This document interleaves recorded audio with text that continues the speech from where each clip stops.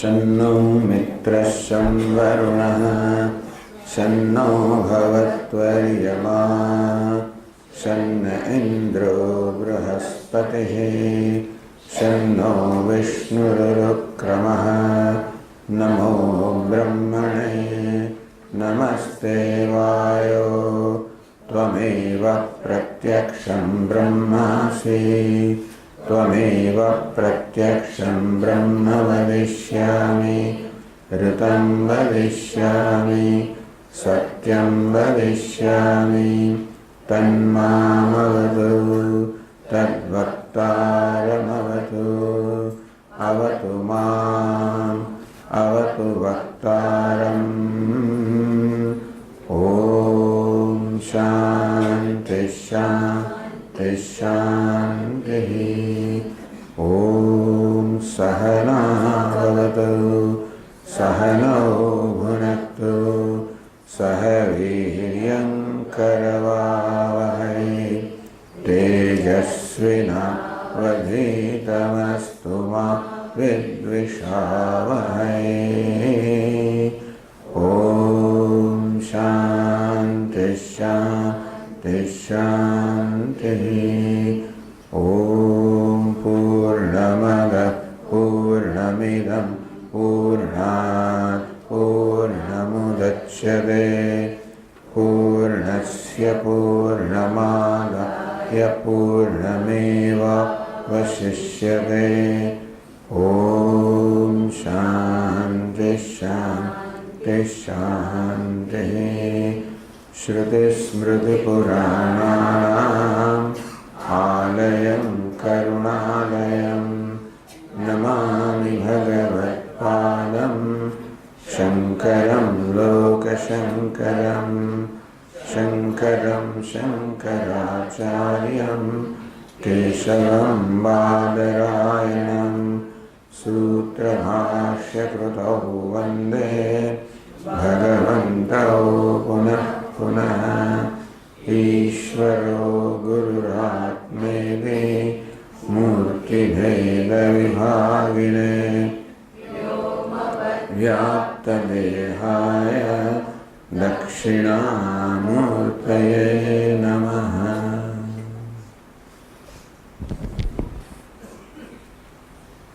આપણે ઉપનિષદનું પઠન કરીએ.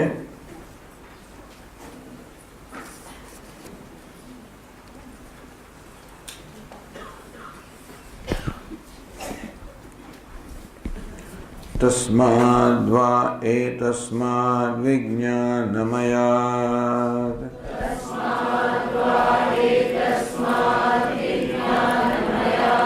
अन्योन्तर आत्मानन्दमयः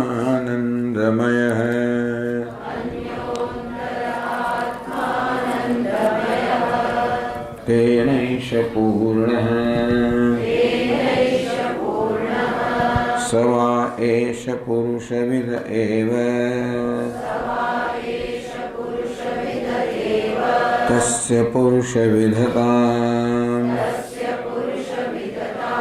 अन्वयं पुरुषविदः तस्य प्रियमेव शिरः मोदो दक्षिणः पक्षः प्रमोद उत्तरः पक्षः आनंद आत्मा ब्रह्मपुच्छं प्रतिष्ठा तदप्येष श्लोको भवति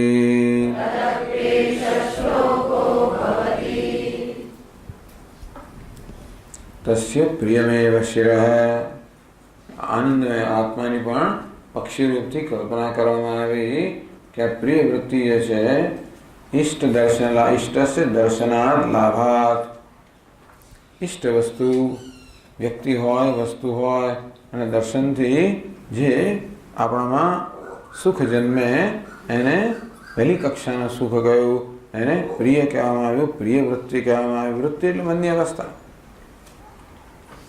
એનો લાભ થાય પ્રિય વસ્તુનો તો સુખ આપણું વધે એ સુખને મોદ કહેવામાં આવે, મોદ વૃત્તિ. અને એ ઇષ્ટ વસ્તુનો અનુભવ જ્યારે થાય ત્યારે સુખ પ્રકૃષ્ટ ઉત્કૃષ્ટ બની જાય, એને પ્રમોદ કહેવામાં આવ્યું. તસ્ય પ્રિયમેવ શિરઃ. આ આનંદમય આત્માની પ્રિય છે વૃત્તિ એ મસ્તકના સ્થાને છે. મોદો દક્ષિણ પક્ષ. મોદ વૃત્તિ જમણી પાંખના સ્થાને છે. પ્રમોદ ઉત્તર પક્ષ. પ્રમોદ વૃત્તિ ડાબી પાંખના સ્થાને છે. આનંદ આત્મા. શંકરાચાર્ય મહારાજ કહે કે આનંદ એટલે આ સર્વમાં સામાન્ય છે આનંદ. એ ગ્રંથકાર કહે છે તેત્ર કારણાનંદ. તો આનંદ માટે કારણાનંદ. અજ્ઞાનમાં જે આનંદ રહેલો છે, આનંદમય કોષનો આનંદ છે અજ્ઞાનમાં, એને અહીંયા આનંદ એટલે આનંદ આત્મા. તો આનંદમય કોષની કલ્પનામાં જે મધ્ય ભાગને આત્મા કહે છે એ આનંદ છે કહેવામાં આવ્યું. એ ગ્રંથકાર કહે છે કે કારણાનંદ.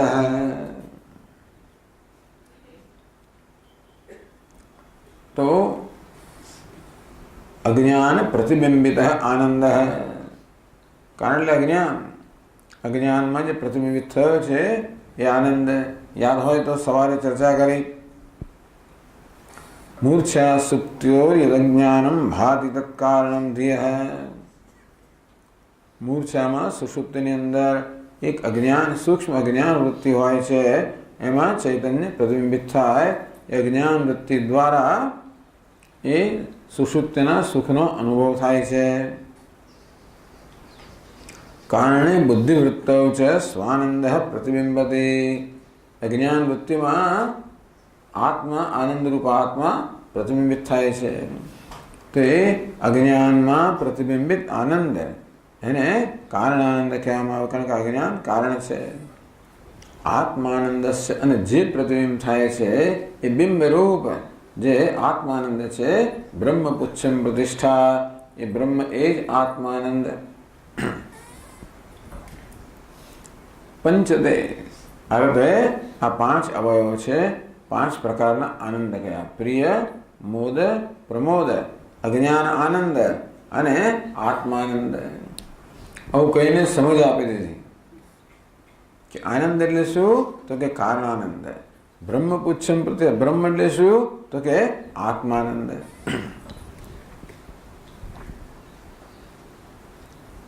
હવે આગળ કહે છે 80મા શ્લોકથી પક્ષિત્વેન કલ્પિતસ્ય આનંદમયસ્ય ये प्रियादयो अवयवाः तेषु मूर्धत्वादयो धर्मः कल्प्याः. આ પાંચ પ્રકારના આનંદ જે કયા કે પાંચ અવસ્થા. આનંદ એક જ છે, એની પાંચ અવસ્થા કહેવામાં આવે. પ્રિય, મોદ, પ્રમોદ, કારણાનંદ, આત્માનંદ. તો આના પર મૂર્ધત્વાદય. પ્રિય પર શિરની કલ્પના, મોદ પર જમણી પાંખ, પ્રમોદ પર ડાબી પાંખ, કારણાનંદ મધ્ય ભાગ, આત્માનંદ પુચ્છ. ધર્મઃ કલ્પ્યાઃ. એ વાત કહે છે 80મા શ્લોકમાં કહે છે પક્ષિણો વયવાઃ પંચ મૂર્ધાદ્યાસ્તેષુ કલ્પિતાઃ आनंदमय कोशोऽयम् उपास्यः पूर्वकोशवत्.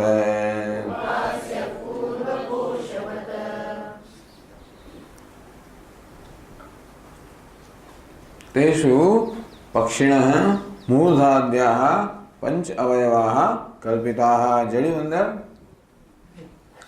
तेषु पक्षिणः मूर्धाद्याः साचु निकले पंच अवयवाः कल्पिताः.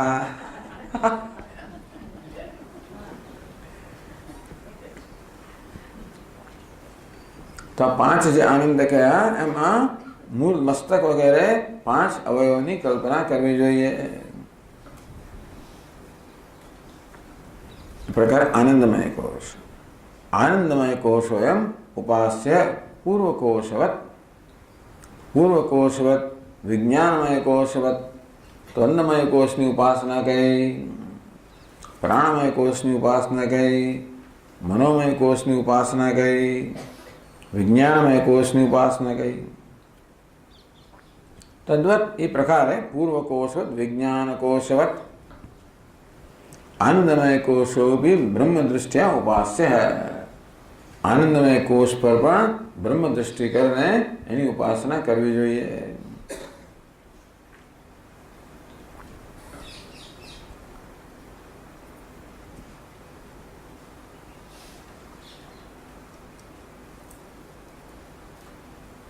પછી એ કોષો શેમાંથી ઉત્પન્ન થયેલા અને પરસ્પર કયા સંબંધે રહેલા છે તેનું અન્ન ઇત્યાદિ વાક્યાર્થ વડે નિરૂપણ કરે છે। જળ્યું?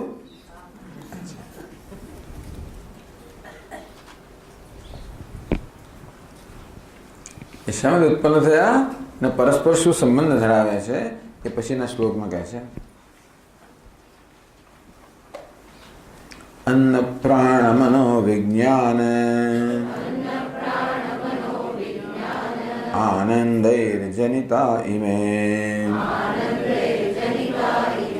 कोशास्ते शुक्रमेण स्युः उत्तरोत्तरमान्तरा।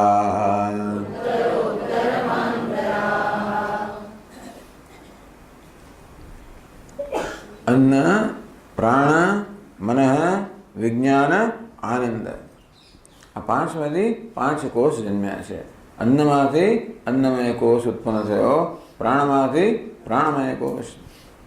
आ प्राणमय कोष, मनोमय कोष, विज्ञानमय कोषनी चर्चामां एक वस्तु रही गई जे अहींया नथी, एनो जे उल्लेख नथी थयो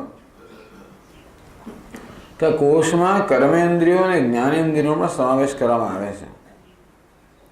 तो प्राणमय कोष प्राण सक्रिय है पण प्राणमय कोष में कर्मेन्द्रियों समावेश करवामां आवे छे।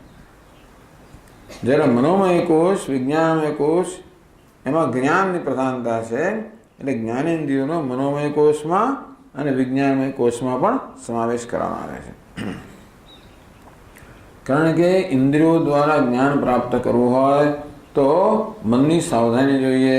मन पर प्रत्येक इंद्रिय साथे होवुं जोईए तो ज ज्ञान थाय अने ज्ञान बुद्धि में थाय छे। एटले मन अने बुद्धि बंने इंद्रियों द्वारा ज्ञान प्राप्त करवा संकळायेला छे। म्हणजे मनोमय कोष अने विज्ञानमय कोष बंनेमां ज्ञानेन्द्रियोनो समावेश छे। एनी कोई अहींया खास चर्चा नथी, पण आ तो प्रसंगोपात कहेवामां आवे छे। अन्न प्राण मनो विज्ञान आनंद इमे जनिता इमे कोशाः जनिताः। आ पांच कोष छे एक क्रम थी अन्न प्राण मन विज्ञान आनंद। अन्नमांथी अन्नमय कोष जन्म्यो, अदेह जन्म्यो ने अन्नमय कोष कहेवामां आव्यो। प्राणमांथी प्राण जन्म्यो, प्राणमय कोष। मनमांथी मनोमय कोष, विज्ञानमांथी विज्ञानमय कोष, आनंदमांथी आनंदमय कोष। तेषु क्रमेण स्युः उत्तरोत्तरम अंतराः। उत्तर એટલે જે પછી આવે એ કેવું છે? આંતર છે। अन्योंतर आत्मा प्राणमय है, मनोमय है, विज्ञानमय है, आनंदमय है। पछीनो जे कोष है ए अंतर है। तस्माद्वा एतस्मात् अन्नमयात् अन्योंतरात्मा प्राणमय है। अन्नमय का अन्य एनाथी अंतर प्राणमय से। तस्माद्वा एतस्मात् प्राणमयात् अन्योंतरात्मा मनोमय है। ये प्राणमय करता अन्य यानी अंतर मनोमय आत्मा है। तस्माद्वा एतस्मात् मनोमयात् अन्योंतरात्मा विज्ञानमय है। ये मनोमय करता अंदर सूक्ष्म अने एनो नियामक जो के विज्ञानमय से एनो आत्मा। तस्माद्वा एतस्मात् विज्ञानमयात् अन्योंतरात्मा आनंदमय है। विज्ञान में कहता अन्य एनाथी अंतर एनाथी सूक्ष्म आनंदमय से। पछी अटकी पड़े तस्माद्वा एतस्मात् आनंदमयात् कहवुं जोईए तो खरेखर तो पण नथी कह્યું। तो ब्रह्म पुच्छम प्रतिष्ठा एवुं कही दीधुं।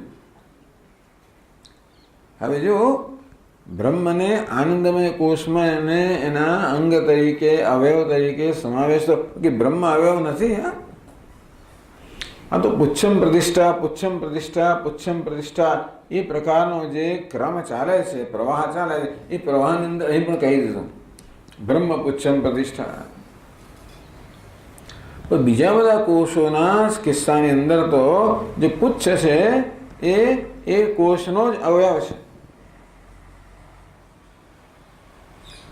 અહીં તો કહ્યું તો અયમેવ શિરઃ દક્ષિણ પક્ષ, એટલે અહીં તો જાણે આ આપણું પુચ્છ છે એ અન્નમય કોષનો અંદરસમય આત્માનો અવયવ છે જ.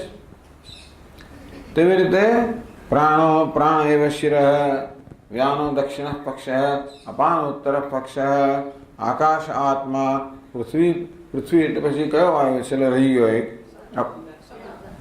ઉદાન વાયુ રહી ગયો. એ 5 વાયુઓ છે એનો અવયવ જ છે. મંદ વેદ કહેવામાં આવ્યા, વેદમય વૃત્તિ એમાં 4 વેદ અને આદેશ. વિજ્ઞાનમાં પણ વિજ્ઞાનની વૃત્તિઓ કહી તસ્ય શ્રદ્ધૈવ શિરઃ ઋતમ દક્ષિણ પક્ષ સત્યમોત્તર પક્ષ યોગ આત્મા મહાપુચ્છમ પ્રતિષ્ઠા. એટલે મહનીય એટલે જ્ઞાન કહ્યું, યોગમાંથી જન્મેલું જ્ઞાન એવું કહેવામાં આવ્યું. એ બધા પણ વિજ્ઞાનના અવયવો જ છે. તો આનંદમય એવું છે તસ્ય પ્રિયમેવ શિરઃ એ બરોબર છે. મોદો દક્ષિણ પક્ષ પણ બરોબર છે, પ્રમોદ ઉત્તર પક્ષ બરોબર છે, આનંદ આત્મા એ બરોબર છે. પણ બ્રહ્મ પુચ્છમ પ્રતિષ્ઠા એટલે કોઈને એવું લાગે કે બીજા બધા કોષમાં જેવી રીતે પુચ્છ એ પક્ષીનું અવયવ છે તે કોષનો અવયવ, તેમ બ્રહ્મ પણ આ કોષનું અવયવ હોય તો કેવું નથી. અહીં પ્રતિષ્ઠાને અધિષ્ઠાન કરવામાં આવ્યો. બ્રહ્મ છે એ આનંદમયનું અધિષ્ઠાન છે. આનંદમય અધ્યારોપિત છે, બ્રહ્મ અધિષ્ઠાન છે. એટલે અધ્યારોપ અપવાદની પ્રક્રિયા ચાલી રહી છે. એ અપવાદ પણ આવા 5 સ્તરે કરવામાં આવે. ક્યારેક સીધો જ અપવાદ કરીને નહીં તે કહી દેવામાં આવે. એ બધી વસ્તુ એક સાથે જ નિષિદ્ધ થઈ ગઈ. બધું શંકરાચાર્ય મહારાજે કહ્યું કે નહીં, જે મનુષ્યનું મન આ બહારના જગતની અંદર અને સ્થૂળ વિશ્વની અંદર જ રમણ કરતું હોય એને સહસા એકદમ જ કહી દે કે તું બ્રહ્મ છે, તે બનવાનું નથી. એટલે ક્રમે કરીને કેવી રીતે એની બુદ્ધિને અંતર્મુખ કરવી. એટલે પહેલા બહારના વિષયોમાંથી એની બુદ્ધિને શરીરમાં લાવવામાં આવી કે તું શરીર છે, હું શરીર છું, એમાંથી હું પ્રાણ છું, હું મન છું, હું બુદ્ધિ છું, હું હવે આનંદમય કોષમાં. ચાલો, એટલે આ તો શ્લોક થઈ ગયો ઉત્તરોત્તરમ આંતરઃ. પછીનો જે શ્લોક છે ઉત્તરોત્તરમ આંતરઃ એટલે જે પછીના છે પેલાની અંદર છે, સૂક્ષ્મ છે. બ્રહ્મ પુચ્છમ પ્રતિષ્ઠા. આ બ્રહ્મ એટલે તસ્માદ વા એ તસ્માદ આનંદમયા એવું ના કહ્યું, ત્યાં અટકી ગયા. બ્રહ્મ પુચ્છમ પ્રતિષ્ઠા કહીને અટકી ગયા. એટલે કે બ્રહ્મ અધિષ્ઠાન છે અને એ રીતે એનો નિર્દેશ કરવામાં આવ્યો.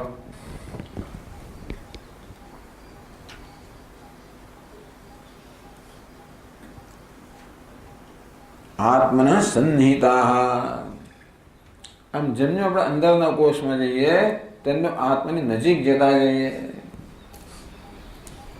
એવું કહેવાય, સૂક્ષ્મતાની દ્રષ્ટિએ. આમ કે એવું દેશનું કોઈ અંતર આપણે કહેવા નથી ઈચ્છતા, પણ સૂક્ષ્મતાની દ્રષ્ટિએ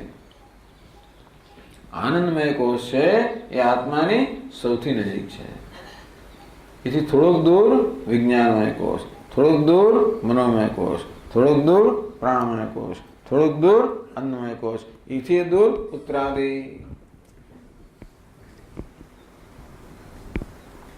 હવે પ્રશ્ન કરે છે એ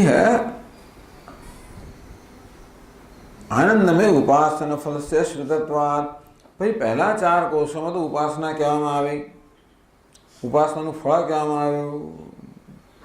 અન્નમય કોષની અન્નની બ્રહ્મ ઉપાસના કરનારને સર્વ અન્ન પ્રાપ્ત થાય. પ્રાણની બ્રહ્મરૂપી ઉપાસના કરનારને સર્વ આયુષ્ય પ્રાપ્ત થાય. મનની ઉપાસના કરનારને આનંદમય કંઈ પણ ઉપાસના કહેવામાં આવી, એને પણ એને ચાલો બ્રહ્મલોકનો આનંદ પ્રાપ્ત થાય. વિજ્ઞાનની બ્રહ્મરૂપ ઉપાસના કરનારામાં બ્રહ્મલોકનો આનંદ પ્રાપ્ત થાય, સર્વાન કામાન અશ્નુતે, બધા એની બધી કામનાઓ પૂરી થાય. તસ્માત ચેન્ન પ્રમાદ્યતે શરીરે પાપમનો હિત્વા સર્વાન કામાન સમુષ્ણુતે ઇતિ. હવે આનંદમય એવી કોઈ ઉપાસનાનું નિમિત્ત અહીંયા આગળ વચન જ નથી. પણ આ ગ્રંથકાર માને છે કે આનંદમયની પણ ઉપાસના આપણે સમજવી જોઈએ. એ જ પ્રકારનો પ્રવાહ જે ચાલી રહ્યો છે એ પ્રવાહ માટે કહે છે કે આનંદમય કોશો એમ ઉપાસ્ય પૂર્વકોશવદ. આમ તો આનંદમય કોષમાં કોઈ ઉપાસના કે ઉપાસનાનું ફળ કશું કહેવામાં આવ્યું નથી. એટલે ભાષ્યકાર કે એ તો એમને તો ઉપાસના સ્વીકારી જ નથી. પછી ઉપાસના સ્વીકાર એ આનંદમય સ્વીકારતા નથી, કંઈ એમાં કંઈ ઉલ્લેખ જ નથી. બસ સાયણાચાર્ય સ્વીકારે છે અને આ વૃત્તિકાર પણ વાર્તિકકાર, તેથી આ ગ્રંથકાર પણ સ્વીકારે છે. એટલે કહ્યું આનંદમય કોષ એમ ઉપાસ્ય પૂર્વકોશવત. આગળના કોષમાં જેવી રીતે વિજ્ઞાનમય કોષની બ્રહ્મરૂપી ઉપાસના કરવાનું કહેવામાં આવ્યું, તે રીતે આનંદમય કોષ બ્રહ્મ છે એ પ્રકારની ઉપાસના પણ કરવી જોઈએ. એટલે પછીના શ્લોકમાં પૂછે છે એ આનંદમય ઉપાસના ફળ અશ્રુતત્વાત. ભાઈ ઉપનિષદમાં કહ્યું નથી કે આનંદમયની ઉપાસના શું ફળ મળે, ફળ તો કહ્યું નથી. વિજ્ઞાન કોશન્યાયન તત્ફલમ કલ્પિતા. એટલે ગ્રંથકાર કહે છે કે કઈ વાંધો નહીં ભાઈ, પણ વિજ્ઞાનમય કોષમાં જેવું હતું એવી જ કલ્પના આનંદમય કોષમાં કરવી જોઈએ. એટલે 82મા શ્લોકમાં કહે છે વિજ્ઞાન કોશ ન્યાયેન ફલમુન્નિયતામિહ તદુપાસ્તિ ફલમ ચાર્થાદ તત્વબોધ ફલમ ભવેત.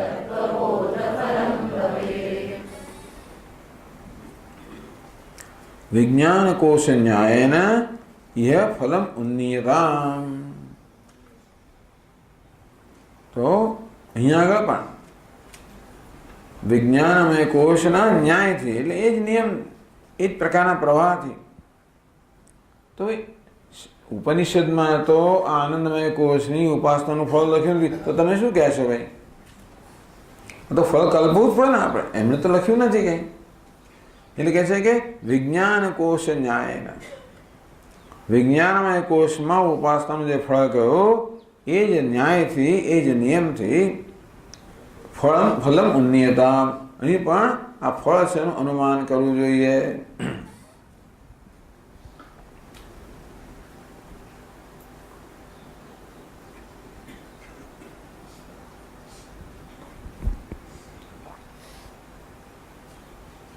કે છે વિજ્ઞાન કોષ ન્યાયને ઉન્નીત ફલ અન્યથાનોપત્યા કલ્પ્યમાનમ તદુપાસ્ય ફલમ તત્વબોધ રૂપમાહ.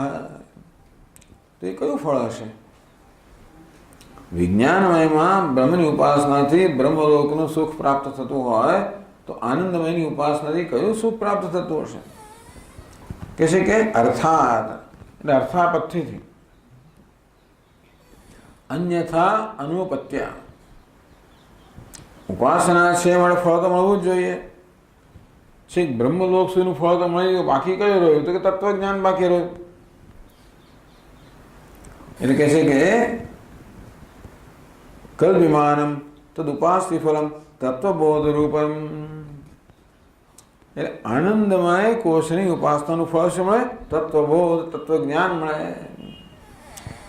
એટલે કે તદુપાસ્તિ ફલમ છે અર્થાત ઉપાસના કરો એટલે ફળ તો મળવું જ જોઈએ.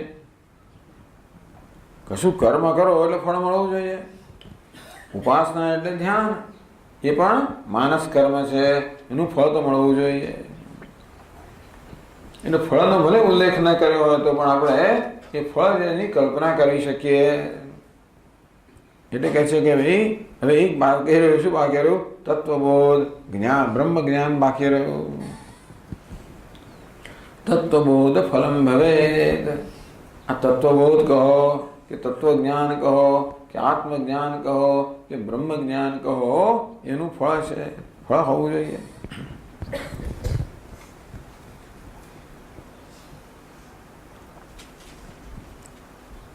અથવા તો વિજ્ઞાનમયનું જ ફળ અહીંયા મળવું છે, એવું પણ એક અર્થઘટન છે કે વિજ્ઞાનમયની ઉપાસનાનું જે ફળ મળે એ જ ફળ અહીં કલ્પવું જોઈએ. એવું પણ એટલે 83મા શ્લોકમાં એવી રીતે જણાવે છે.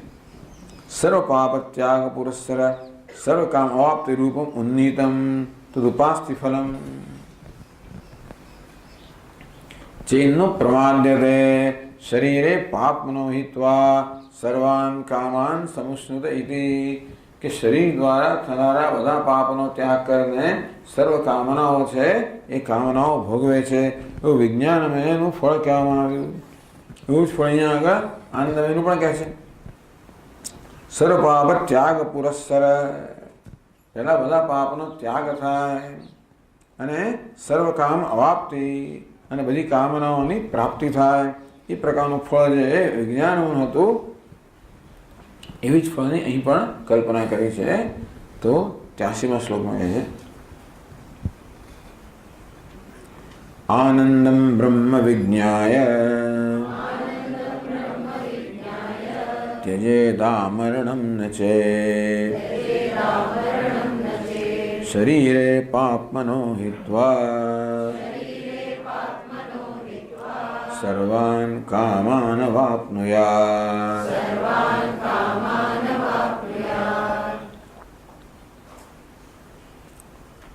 આનંદમ બ્રહ્મ વિજ્ઞાન ઉપાસ્ય.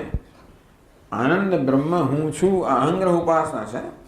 દરેક કોષની અંદર ઉપાસના છે એ અહંગ્રહ ઉપાસના છે. હું અન્ન છું, હું અન્ન બ્રહ્મ છે તે હું છું, એ રીતે જે પ્રાણ બ્રહ્મ છે તે હું છું, મન બ્રહ્મ છે તે હું છું, એ પ્રકારે. તો આનંદમ બ્રહ્મ વિજ્ઞાય, જે આનંદ બ્રહ્મ છે એ હું છું, એ પ્રકારની ઉપાસના કરીને ત્યજેત આમરણ ન ત્યજેત છે. આના ઉપાસના છે છેક મરણ સુધી જ કરે, ચાલુ રાખે. તસ્માત ચેન્ન પ્રમાદ્યતે, એમાં કોઈ પ્રમાદ ન કરે. કોણ કરી શકે આ બધું? પણ મરણ સુધી જીવો છો ત્યાં સુધી આ પ્રકારની ઉપાસના કરવાની.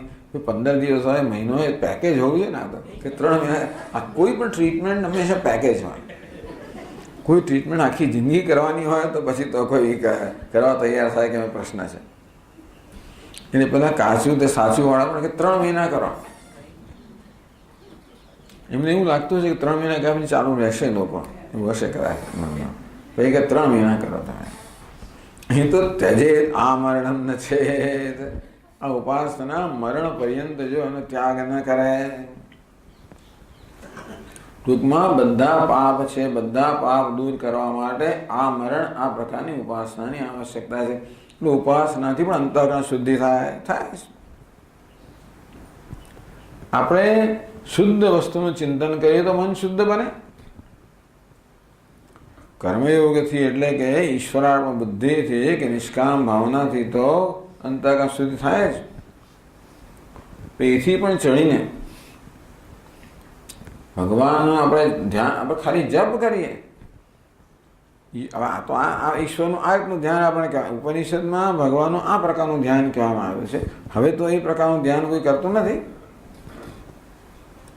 હવે આપણે જે આપણે ઈષ્ટ દેવતાનું ધ્યાન કરીએ, એનો જપ કરીએ, પાઠ કરીએ, મંત્ર કરીએ, અને રૂપનું ધ્યાન કરીએ, લીલાઓનું ચિંતન કરીએ વગેરે. તો એ પ્રકારે મનને એ પ્રકારના ધ્યાનમાં કે ચિંતનમાં વ્યસ્ત રાખવાને કારણે એ પવિત્ર અને દિવ્ય વસ્તુનું ધ્યાન કરવાથી મન પણ ધીમે ધીમે પવિત્ર અને દિવ્ય બને. એટલે ઈષ્ટ દેવતાના જે ગુણો છે એ ગુણોનો આવિર્ભાવ થાય. અને જેવી રીતે કોઈ ગંદા પાણીની પણ ગંગા નદીમાં મળી જાય તો એ ગંગા થઈ જાય. તેવી રીતે આપણા મનની નીક પણ ભગવાન રૂપી ગંગાની અંદર આપણે પ્રવાહિત કરતા જ રહીએ તો એ પણ એ બની જાય. આ મન પણ દિવ્ય બને, પવિત્ર બને. શરીરે પાપ મનોહિત્વા. આનંદમય કોષમાં અહમભાવ કર્યો છે એટલે સમજવાનું કે પ્રમાદ એટલે કે બીજા કોષમાં અહમભાવ નહીં કરવાનો, એનો પ્રમાદ કર્યો. વિજ્ઞાનમય કોષમાં અહમભાવની ઉપાસના કરી જાય, કહ્યું કે એ સિવાયના અન્નમય, પ્રાણમય, મનોમયમાં અહમભાવ નહીં કરવાનો, એને પ્રમાદ કરાય. વિજ્ઞાનમય સિવાયના કોષમાં અહમભાવ કરવો એને પ્રમાદ કહેવાય. તસ્માન ચેન્ન પ્રમાદ્યતે. આ ઉપાસનાથી કોઈ પ્રમાદ ન કરે. શરીરે પાપ મનોહિત્વા. ત્યાં શંકરાચાર્ય મારે સમજાવ્યું કે બધા જ પાપ શરીરમાં અહમભાવને કારણે જ બધા પાપ થતા હોય છે. તો તમે હવે અહીં તો આનંદમય અહમભાવ કરો એટલે બીજા બધા કોષના અહમભાવને મુક્ત થાઓ તો જે પાપ થતા હોય ન થાય. જે પાપ હોય ઉપાસનાથી દૂર થાય, નવા પાપ ન થાય. શરીરે પાપ મનોહિત્વા સર્વાન કામાન વાપ્નુયાત. અને બધી જ કામનાઓ પ્રાપ્ત કરે. એટલે શુદ્ધ અંતઃકરણ થાય એટલે આપોઆપ જ અનેક બધી કામનાઓની જે સુખ છે, કામનાઓ પ્રાપ્ત કરે એટલે કામનાઓને પ્રાપ્ત કરે જે સુખ મળે એ સુખ પ્રાપ્ત કરે.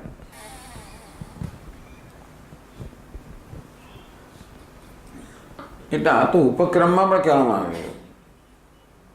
સોષ્ણુતે સર્વાન કામાન સ બ્રહ્મણા વિપશ્યતા એનો ઉપસંહાર કરવામાં આવ્યો. સર્વાન કામાન અવાપ્નુયાત.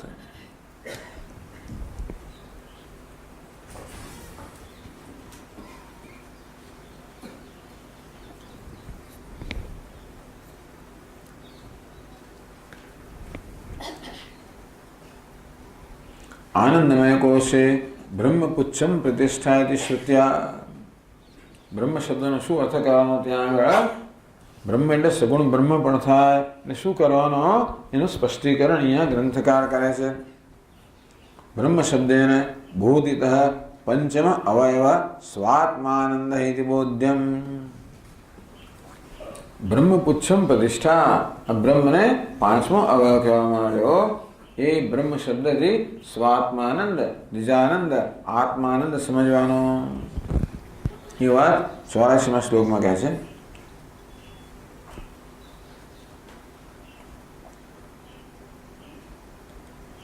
આનંદમય કોશેસ્મિન પંચમાવયવશ્રુતઃ બ્રહ્મ શબ્દેન તદ્બ્રહ્મ સ્વાત્માનંદ ઇતિ ક્ષયતામ.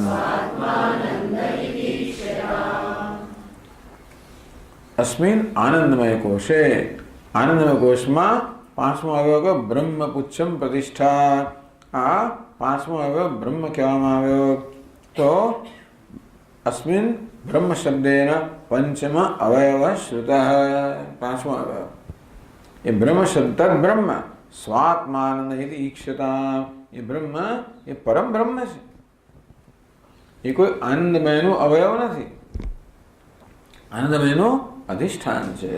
માટે એ પરમ બ્રહ્મ છે, સ્વાત્માનંદ છે, અનંત આનંદ છે. એ તમારે જોવું જોઈએ.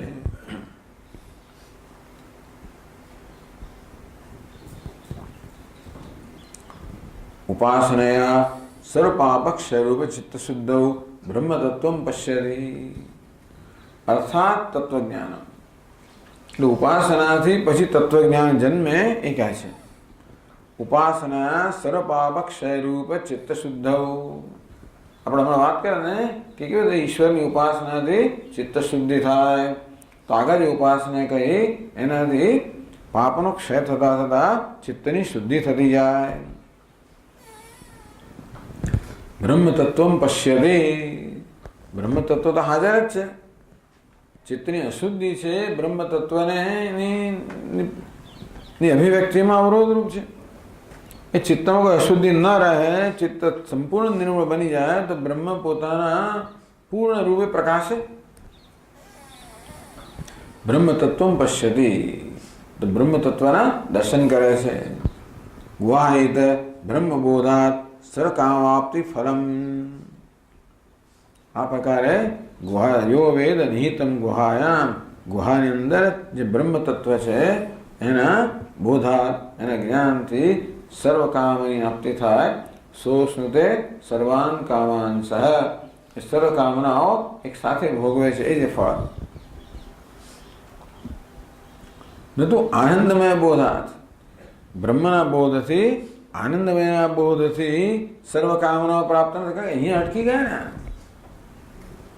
सो स्नुते सर्वान कामान सह, ये सर्व कामनाओं प्राप्त करे ये आनंदमयना ज्ञानथी के आनंदमयथी આગળ વધ્યું નહીં ને ઉપનિષદ। એટલે કોઈ એમ થાય કે આનંદમયના જ્ઞાનથી સર્વ કામનાઓની પ્રાપ્તિ થાય, તો કે નહીં, આનંદમયનો જે પંચ અવયવ છે જેનો અધિષ્ઠાન છે બ્રહ્મ, એ બ્રહ્મના જ્ઞાનથી। તો ઉપાસના શું, એનું શું પરિણામ, ઉપાસનાનું શું પ્રયોજન છે? તો ઉપાસનાથી ચિત્ત શુદ્ધિ થતા બ્રહ્મ દર્શન થાય, એનાથી સર્વ બ્રહ્મરૂપ બ્રહ્મ દર્શન બ્રહ્મ બની જાય। બ્રહ્મવેદ બ્રહ્મેવ ભવતિ, જે બ્રહ્મનું જ્ઞાન પાય બ્રહ્મ જ છે અને બ્રહ્મ રૂપે સર્વને પ્રકાશિત કરે છે, મળે એ રીતે સર્વ કામનાઓ પ્રાપ્ત કરે છે। એ કામનાનો વિષય હતો જ નથી। आत्मानं चेत विजानीयात् अयमस्मीति पुरुषः किमिच्छन् कस्य कामाय शरीरम अनुसंजरेत्। तो मंत्र बृहदारण्यक में कहेवामां आव्यो, आत्मानं चेत विजानीयात् अयमस्मीति, जे मनुष्य आ आत्मा ब्रह्म छे प्रकार जे आत्मा ने जाने, किमिच्छन् एने कई इच्छा बाकी रहे, कस्य कामाय कयो कामनानो विषय बाकी रहे, कोई इच्छुक पण ना रहे, इच्छा करनारो पण ना रहे, इच्छानो विषय पण ना, બધું બ્રહ્મ છે। કઈ વસ્તુ આપણી ઈચ્છાનો વિષય હોઈ શકે જે આપણાથી ભિન્ન હોય, જે અપ્રાપ્ત હોય। આપણે ભિન્ન હોય અને અપ્રાપ્ત હોય એવી જ વસ્તુ આપણી ઈચ્છાનો વિષય બની શકે। પણ સર્વ બ્રહ્મ છે। અકામયમાનઃ અકામઃ નિષ્કામઃ આત્મકામઃ આપ્તકામઃ। જ્યારે આત્માનું જ્ઞાન થયું ત્યારે પછી સર્વ આત્મા જ છે, પછી કોઈ આત્માથી અલગ વસ્તુ રહી જાય ને જે કામનાનો વિષય બની શકે। એટલે આત્માના જ્ઞાન માત્રથી જ બધું પ્રાપ્ત થઈ ગયું, હું સર્વ છું એવું જ્ઞાન થાય ને। તસ્માત તત્સર્વમ અભવત ઇતિ, આ જ્ઞાનથી મનુષ્ય જે જ્ઞાની પુરુષ સર્વ બની ગયો, સર્વ છે જ। એટલે પોતાને ભિન્ન કશું રહે નહીં, કામનાનો વિષય રહે નહીં, અને પોતે સર્વ હોવાના પૂર્ણ છે, અને માટે કોઈ કામના જ રહે નહીં, કામના પણ રહે નહીં, કામનાનો વિષય પણ રહે નહીં। એ રીતે સર્વ કામનાઓ પ્રાપ્ત થાય છે। એવું નથી કે એક સાથે બધા વિષયો એના મોંની અંદર બધા રસગુલ્લા અને બધા ગુલાબ જામુન જતા, એવું નથી હોતું, તો ત્રાસી જાય માણસ। પણ કામનાનો કોઈ વિષય જ રહેતો નથી, કામના કરનાર કોઈ રહેતો નથી, જે રહેશે તો પૂર્ણતા જ છે। એટલે પૂર્ણતા પ્રાપ્ત કરવી એટલે આ સર્વ કામનાઓ પૂર્ણ થવી। અહીં ખરેખર ઉપસંહાર છે। આ શ્લોક છે એ ઉપસંહારનો શ્લોક છે, પેલો ઉપાસનાનો હતો। નતું આનંદમય બોધાત, આનંદમયના બોધથી નહીં પરંતુ બ્રહ્મના બોધથી। તસ્ય પ્રિયાદિ અવયવાદિમત્વેન બ્રહ્મત્વ અભાવેન। આનંદમય માટે શંકરાચાર્ય મહારાજે ઘણી દલીલો કરી કે એ પરમ બ્રહ્મ નથી, એ તો સગુણ બ્રહ્મ કહી શકાય, કાર્ય બ્રહ્મ છે, કાર્ય આત્મા છે, અવયવ વાળું છે। તેથી પરિવર્તનશીલ છે। વળી આપણા દર્શનનો વિષય છે। આ પ્રિય મોદ પ્રમોદ બધો આપણા અનુભવનો વિષય છે। પરમ બ્રહ્મ તો અનુભવ કરનારનું સ્વરૂપ છે, અનુભવનો વિષય ના હોઈ શકે। અવયવાદિમત્વેન બ્રહ્મત્વ ભાવેન તદ્બોધસ્ય તત્ફલકત્વ અનૌચિત્યાત। મારે આનંદમયના જ્ઞાનથી આ પ્રકારનું ફળ ના મળે, બ્રહ્મના જ્ઞાનથી જ મળે। એ વાત 85મા શ્લોકમાં કરે છે। ઉપાસના ચિત્ત શુદ્ધ બ્રહ્મ તત્વમવેક્ષરે ગુહાહિત બ્રહ્મ બોધાત સર્વકામાપ્તિરીરિતા.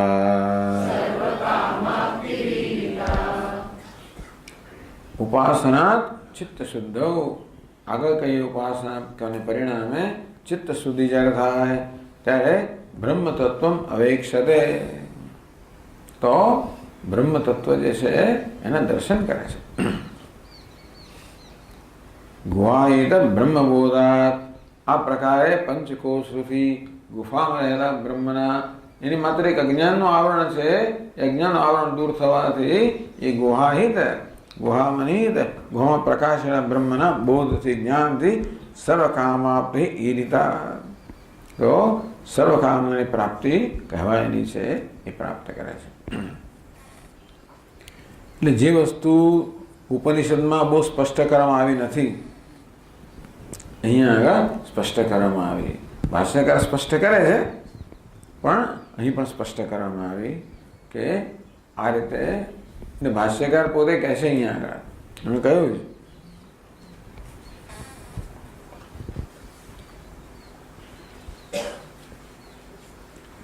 એવં ચ ઉત્કૃષ્યમાણસ્ય આનંદમયસ્ય આત્મન પરમાર્થ બ્રહ્મ વિજ્ઞાન અપેક્ષા બ્રહ્મ પરમેવ. બ્રહ્મપુચ્છમ પ્રતિષ્ઠા બ્રહ્મ પરમેવ યત પ્રકૃતમ.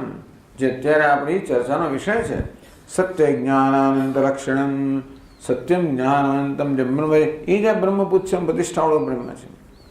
યશ છે જે પ્રતિપત્યર્થમ પંચ અન્નમયા કોષા ઉપન્યસ્તા. જેના જ્ઞાન માટે જ આ પંચકોષ વગેરેનો ઉપન્યાસ કરવામાં આવ્યો. યચ્ચ તેભ્ય આભ્યંતરમ. જ્યાં પંચકોષથી સૂક્ષ્મ છે આભ્યંતર છે. યેન છે તે સર્વે આત્મવંત. જેને કારણે અન્નમય પ્રાણ વગેરે આત્મવંત છે. આત્મા કેવડાવે છે. તદ બ્રહ્મપુચ્છમ પ્રતિષ્ઠા તદેવ ચ સર્વસ્ય અવિદ્યા પરિકલ્પિતસ્ય દ્વૈતસ્ય અવસાનભૂતમ અદ્વૈતમ. બ્રહ્મ પ્રતિષ્ઠા આનંદમયસ્ય એકત્વ અવસાનત્વાत्. અસ્તિ તદેકમ અવિદ્યાકલ્પિતસ્ય દ્વૈતસ્ય અવસાનભૂતમ અદ્વૈતમ બ્રહ્મ પ્રતિષ્ઠા પુચ્છમ.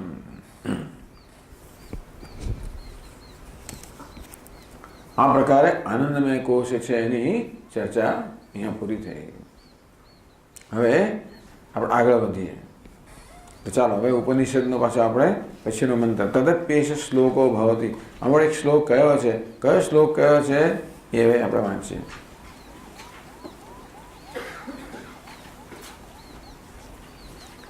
અસન્નેવ સ ભવતી અસદ્બ્રહ્મેતિ વેદ ચેત અસ્તિ બ્રહ્મેતિ ચેદ વેદ સંતમેન તતો વિદુરિતિ.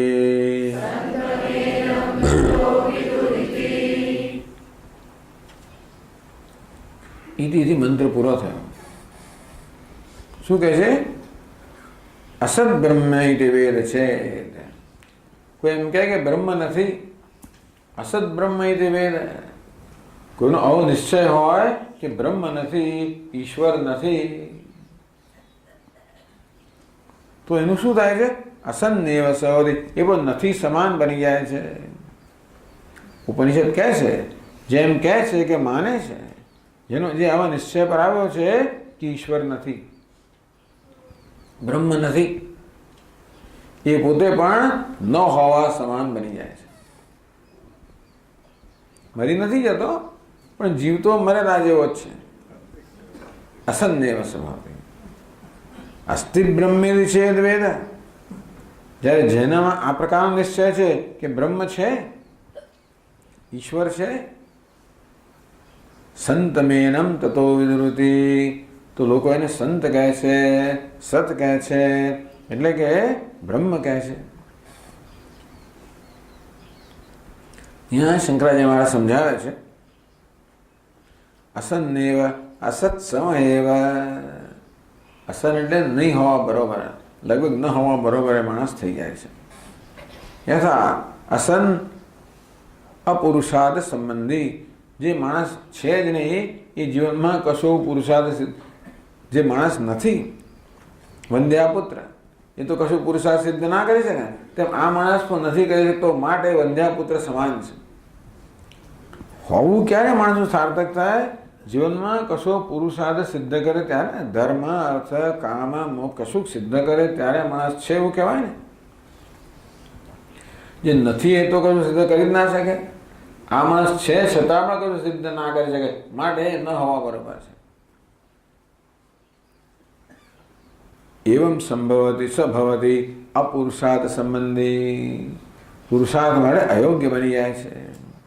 કોસૌ યો અસત અવિદ્યમાનમ બ્રહ્મ ઇતિ વેદ વિજાનાતિ ચેદ્યતિ.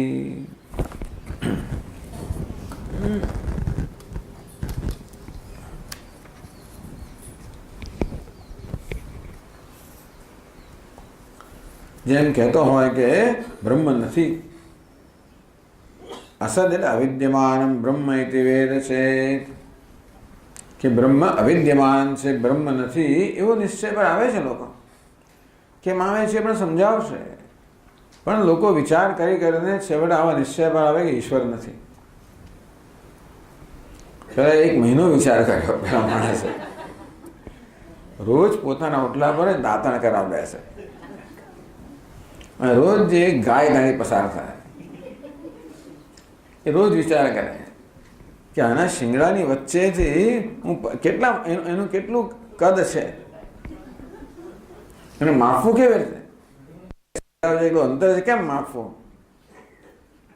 બહુ વિચાર કર્યો. બહુ પછી 1 મહિના પછી એક નિશ્ચય પર આવ્યો કે હું પોતે 2 શિંગડાની વચ્ચેથી પસાર થઈ શકું કે નહીં જોઈ લઉં. બીજી સવારે ગાય આવી, પેલો તો કૂદીને ગાય બચડી ગયો અને 2 શિંગડાની વચ્ચે એનું અડધે ગાય ભડકી જે દોડવા માંડી, આખા ગામની અંદર એનું સરઘસ નીકળ્યું, શોભાયાત્રા નીકળી. એટલે વિચારે માણસ છે. તેવી રીતે આ માણસે વિચારે એક નિર્ણય પર આવ્યો કે બ્રહ્મ નથી. અસ્થિ બ્રહ્મેદ ચેદ વેદ તો વિપર્યણ સર્વ વિકલ્પાસ્પદમ, એના કરતા એનાથી વિરુદ્ધ જે કહે કે ભાઈ આ જગત છે, આ વૈવિધ્યપૂર્ણ જગત છે, આ જગત તો કલ્પના છે, એ કલ્પનાનું અધિષ્ઠાન હોવું જોઈએ. સર્વ પ્રવૃત્તિ બીજમ યતઃ પ્રવૃત્તિ બીજાનામ, આ જગતમાં તો કે સક્રિયતા છે. અગ્નિ, વાયુ, જળ, પૃથ્વી બધી વસ્તુ સક્રિય છે, સતત ગતિમાન છે. એ બધાને ગતિ પ્રદાન કરનાર પ્રેરક કોઈ હોવું જોઈએ. સર્વ પ્રવૃત્તિ બીજમ સર્વ વિશેષ પ્રત્યસ્તમિતમ, આ જગતની બધી વસ્તુઓ કોઈનું કોઈ વિશેષતા ધરાવનાર છે અને એનું અવસાન છેવટે નિર્વિશેષમાં થવું જોઈએ. અસ્થિત બ્રહ્મ ઇતિ, તો કોઈ આવા નિર્ણય પર આવે છે, વિચાર કરીને જગત પર વિચાર કરે છે કે ભાઈ આ જગતનું કંઈક બીજ હોવું જોઈએ, આ કશાકથી ઉત્પન્ન થયું હોવું જોઈએ, કશાકમાં એની સ્થિતિ હોવી જોઈએ, એવું કંઈક તત્વ હોવું જોઈએ જે આ જગતમાં સંવાદિતા જાળવે છે, જે સર્વ પ્રવૃત્તિનું પ્રેરક છે. અહમ સર્વસ્ય પ્રભવ મત્ત સર્વમ પ્રવર્તતે, હું બધાનું ઉદ્ભવ સ્થાન છું, મારાથી બધી જ પ્રવૃત્તિ છે. આમ વિચાર કરનાર અવિચાર પણ કરી શકે, એવો નિર્ણય પર આવે કે બ્રહ્મ છે. કુતો પુનઃ આશંકા તો નાસ્તિત્વે, કોઈ બ્રહ્મ નથી એવું એવી શંકા કેમ કરે? ટૂંકમાં એવા નિર્ણય પર કેવી રીતે આવે કે બ્રહ્મ નથી? તો કહે છે વ્યવહાર અતિત્વમ બ્રહ્મણ અતિતત્વમ બ્રહ્મણ બ્રૂમ. આ બ્રહ્મ છે નિષ્પ્રપંચ છે, વ્યવહાર તે અતીત છે. ટૂંકમાં આપણા રોજબરોજના કોઈ પ્રકારના વ્યવહારમાં બ્રહ્મનો ક્યારેય પણ એમાં કોઈ ભાગ હોતો નથી, સંકળાયેલો હોતું નથી. બ્રહ્મને અડકી ના શકાય, સાંભળી ના શકાય, જોઈ ના શકાય, સૂંઘી ના શકાય, એને સ્વાદ ના લઈ શકાય, કશું નહીં લઈ શકાય, ચાખી ના શકાય. અર્થાત બ્રહ્મ કોઈ પ્રકારના વ્યવહારનો વિષય નથી. તો જે લોકોની દ્રષ્ટિમાં તો વ્યવહાર પર જ છે અને વ્યવહારમાં જે અનુભવ થાય છે એના પરથી જે લોકો તારણ કાઢનારા હોય એ લોકો વ્યવહાર અતીત વસ્તુનો સ્વીકાર કરી જ ના શકે. વ્યવહાર વિષય વાચારમણ માત્રે અસ્તિત્વ ભાવિતા બુદ્ધિ. માણસ સામે શું કે આ ઘડો છે કે નહીં? તો કે છે. મારા હાથમાં ઘડો છે? તો કે હા. કેમ છે? તો કે દેખાય છે, અનુભવાય છે. હું પૂછું કે ભાઈ હવે મારા હાથમાં ઘડો? તો કે નથી. કેમ? કારણ કે દેખાતો નથી.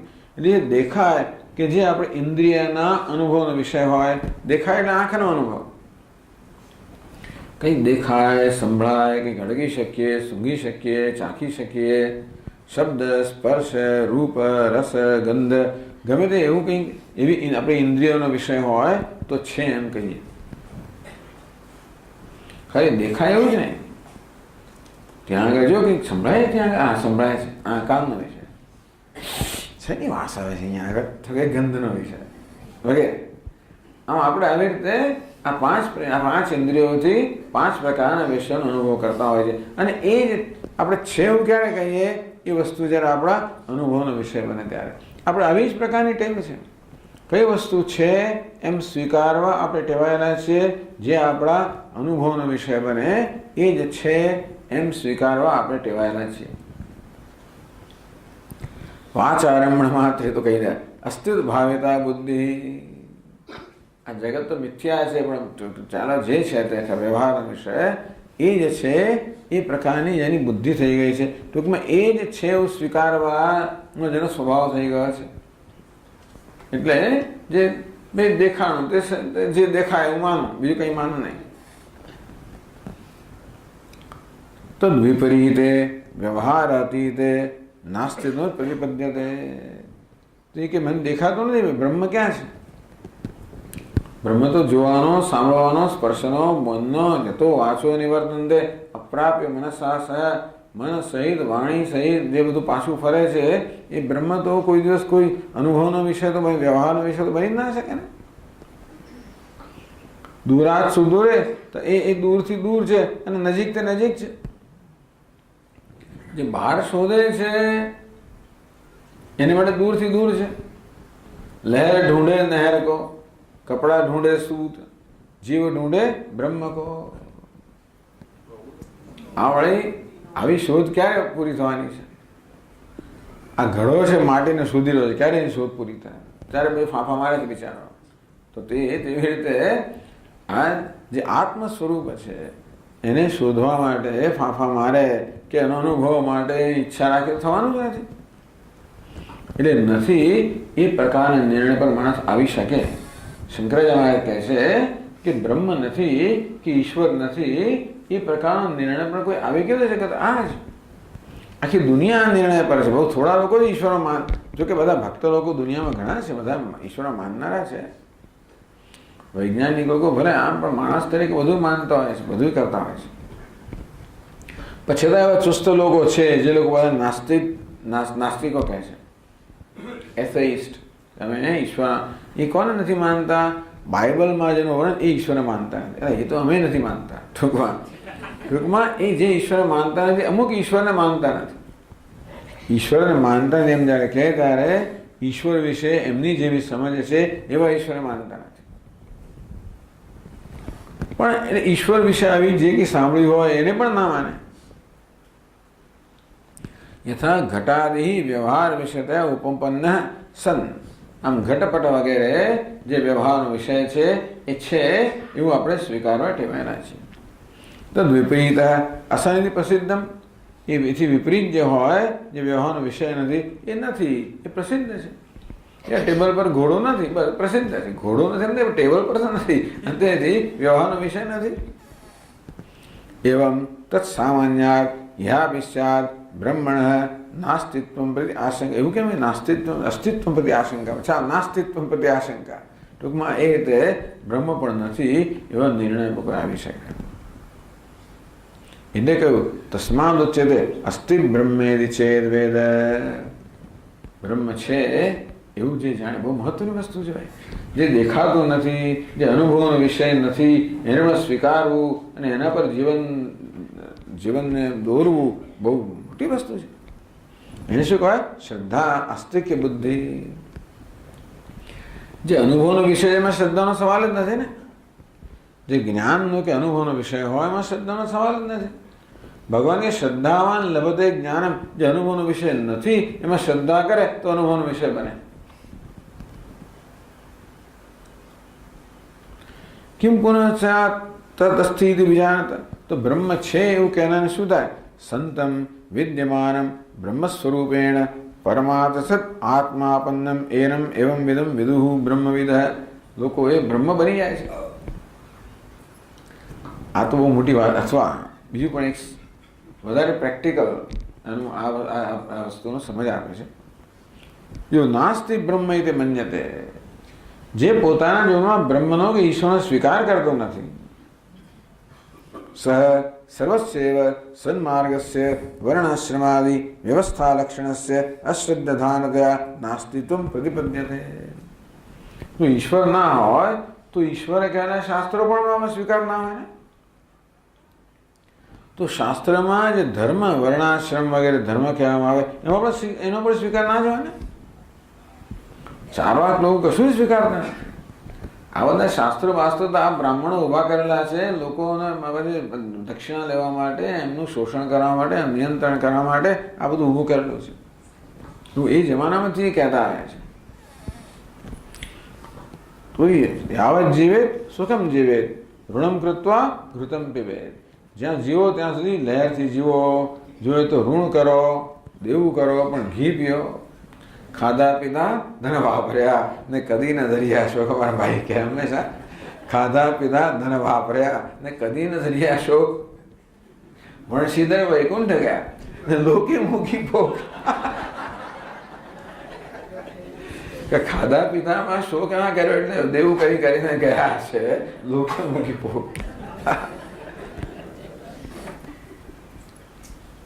સર્વસ્યૈવ સન્માર્ગસ્ય વર્ણાશ્રમાદિ વ્યવસ્થા લક્ષણસ્ય અશ્રદ્ધાનતયા. તો પછી આ ધર્મનું પાલન કરવું અઘરું છે.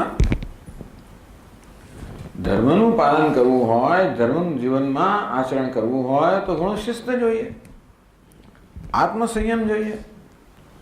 અધર્મનું આચરણ સહેલું છે. એને કારણે જે આપણને તત્કાલીન કે સસ્તો લાભ મળતો હોય એ બહુ પ્રલોભન કરનારો છે. જુઠ્ઠું બોલવાથી જે લાભ મળે એ તરત આપણને પ્રલોભિત કરે, ખેંચે, આકર્ષે. એટલે આપણે જુઠ્ઠું બોલીને તરત તાત્કાલિક લાભ લઈ લઈએ. હવે જે પરલોકમાં માનતો જ નથી, પાપ પુણ્યમાં માનતો નથી, એને શું? એ તો તાત્કાલિક લાભ જ લેવાનો. એ શું કામ જહેમત ઉઠાવે?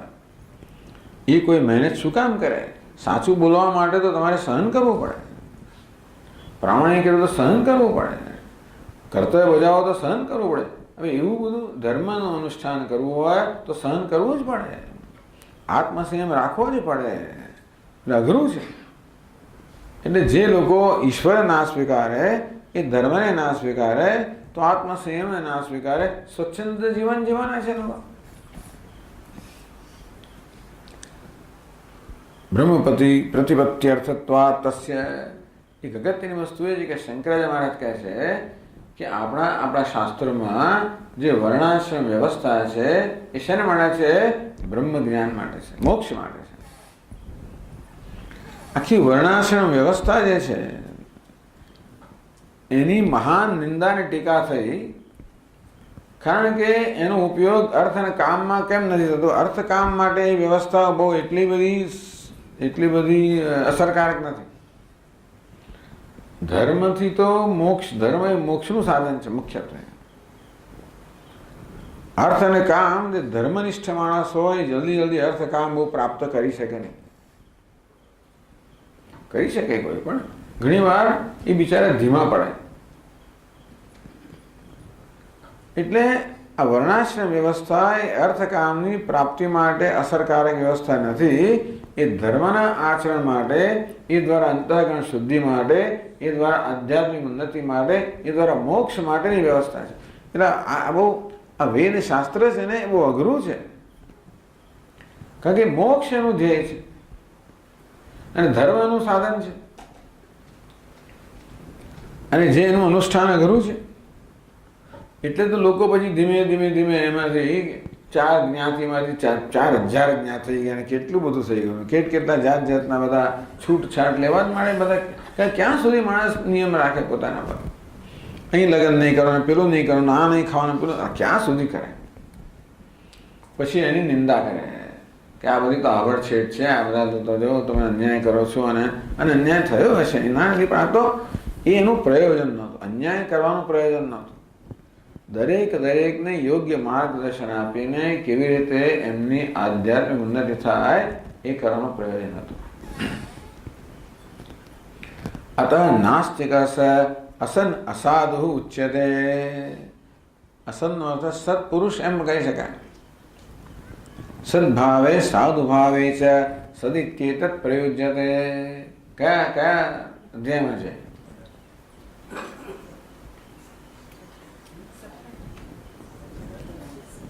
17મા અધ્યાય. તો સદભાવ એટલે સત શબ્દ છે એ સાધુ ભાવ માટે વપરાય છે. સત્પુરુષ આપણે કહીએ તો ઈશ્વરને ન સ્વીકારવાનો માણસ છે વડે સ્વચ્છંદી બને, એને ધર્મની કોઈ ઉપયોગિતા ન જણાય અથવા ધર્મનું પાલન કરવાની કોઈ જરૂર ન જણાય, મારા જીવનમાં સ્વચ્છંદતા આવે અને તેથી એનું પતન થાય, એને અસાધુ કહે. અસન એટલે અસાધુ. તો વિપરીત અસન એને વિપરીત. અસ્થિ બ્રહ્મેતિ ચેદ વેદ. બ્રહ્મ છે, ઈશ્વર છે એટલે ખાલી બોલીને નહીં અટકી જવાનું. ઈશ્વર છે એટલે બહુ મોટી જવાબદારી આવી જાય. ઈશ્વર છે એટલે જોનાર છે કોઈક. આપણા બધા કર્મનું કોઈ કર્માધ્યક્ષ છે, સાક્ષી છે. કર્મ ફલદાતા, હું જે કર્મ કરું ફળ આપનાર છે. તો બધી માણસ તો સાવધાન રહે ને કે જે કર્મ કરીશ એનું ફળ મળશે મને, કારણ કે આ કોઈ જોનાર છે. અને માટે ભાઈ માણસ પાપ કર્મ કરતા અટકે, કારણ કે મારે સહન કરવું પડશે, દુઃખ સહન કરવું પડશે. અસ્થિ બ્રહ્મેતિ ચેદ વેદ સહ તદ બ્રહ્મ પ્રતિપત્તિ હેતુ સન્માર્ગમ. તો એ બ્રહ્મને બ્રહ્મ છે એને સ્વીકારનાર બ્રહ્મના પ્રાપ્તિનો જે સાધન છે, વર્ણાશ્રમાદી વ્યવસ્થા લક્ષણમ. વર્ણ અને આશ્રમ, બ્રાહ્મણ, ક્ષત્રિય, વૈશ્ય, શૂદ્ર વર્ણ, બ્રહ્મચર્ય, ગૃહસ્થ, વાનપ્રસ્થ, સંન્યાસ, આશ્રમ. શ્રદ્ધાનતયા યથાવત પ્રતિપદ્યતે. આસ્તિક કોને કહેવાય? શ્રદ્ધા કોને કહેવાય? આસ્તિક્ય બુદ્ધિ. આ બધામાં આસ્તિક્ય બુદ્ધિ ધરાવનારો છે, આ બધું સાચું છે એવું સ્વીકારનારો છે. યથાવત પ્રતિપદ્યતે, એમાં જે કહ્યું છે એ પ્રકારે પોતાના જીવનનું આચરણ કરે. યસ્માત તસ્માત સંતમ સાધુ માર્ગસ્થમ એનમ વિદુ સાધવ. બીજા સાધુઓ કે આ સાધુ છે, સન્માર્ગ છે, સન્માર્ગસ્થ છે, ધર્મ માર્ગ પર છે. તસ્માદ અસ્તિત્વ બ્રહ્મ પ્રતિપત્તિ વાક્યાર્થ. માટે આ વાક્યનો અર્થ શું છે? બ્રહ્મ છે એ પ્રકારે જાણવું જોઈએ. હવે આજે આપણે મંત્ર વાંચ્યો, એને આપણે ગ્રંથકાર સમજાવે છે એક પછી એક શ્લોકમાં. ચાલો આપણે આવતીકાલે એની ચર્ચા કરશું.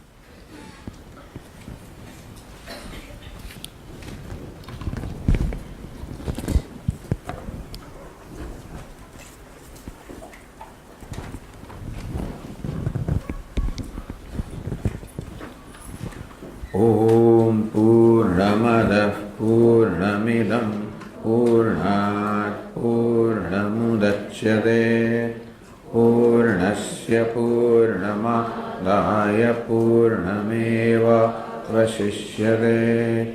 ઓમ શાંતિ શાંતિ શાંતિ. શંકરં શંકરાચાર્યં કેશવં બાદરાયણં સૂત્રભાષ્યકૃતૌ વંદે ભગવन्तौ પુનઃ પુનઃ. ઈશ્વરો ગુરુરાત્મેતિ મૂર્તિભેદવિભાગિને વ્યોમવદ્વ્યાપ્તદેહાય દક્ષિણામૂર્તયે નમઃ. ઓમ શાંતિ શાંતિ. હરિ ઓમ. શ્રી ગુરુભ્યો